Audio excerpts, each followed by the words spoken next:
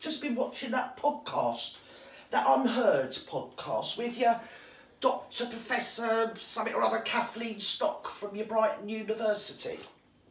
Well, say Brighton University, she ain't there now. She had to resign. Yes, she was a radical feminist, apparently.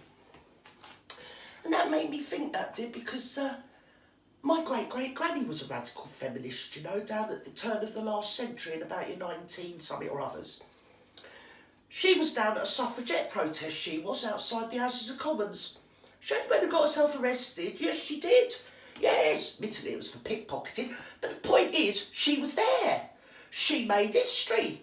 And as a consequence of that arrest, she did get to go to a very feminist Edwardian institution. Your Holloway. But that's another story. What's really bothered me is the way that you allowed yourself to get bullied out of a job there, my love. I ain't being funny.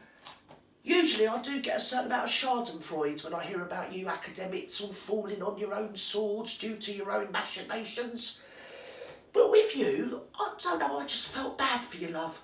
Because I thought, there you go, she's a radical feminist. Well, I don't know where you radical feminists have been for the last couple of years, but, I mean, look at me, for instance. I've got a female doctor. I ain't seen eye nor hair of her for, well, since 2019.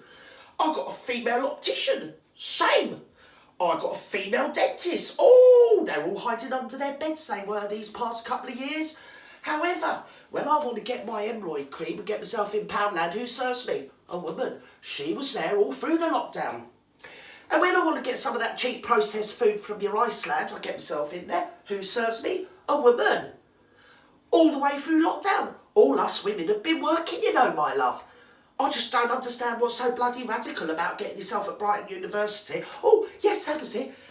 Because you said that a man in a frock ain't a woman. I mean, have a look at yourself, love. Don't resign over that. It's bloody obvious, isn't it? And I'll tell you another thing.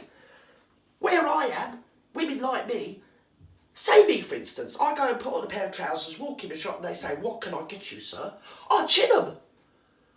A man wearing a frock is a man wearing a frock. The moon is in the sky, the sun is in the sky, blue's blue, pink's pink. There ain't nothing you can do about it. It's an unalienable, untractable, or whatever the damn word is. You can't do nothing about it.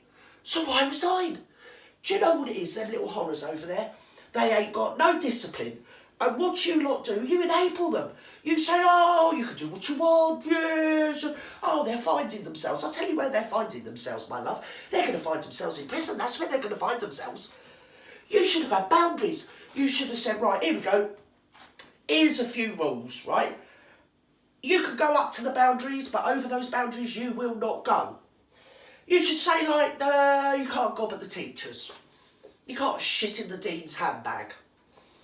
You can't be throwing fireworks around the campus. That's what you should do.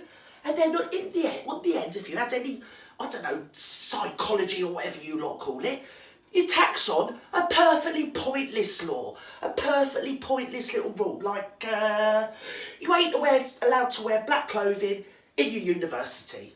And I'll tell you what will happen, my love, because I brought up 16 of these little horrors, you know. I'll tell you what they'll do. They will spend the next 5 years moaning and weeping and marching and protesting and graffitiing how they ain't allowed to wear black on the campus. Oh, ain't life unfair? I can't wear black when I want to wear black on the campus. Oh, it's not fair. They won't let me wear me black Dr. Martens. Oh, poor me. That's what they'll do, my love. And you can just get about your business then. That's what you should do.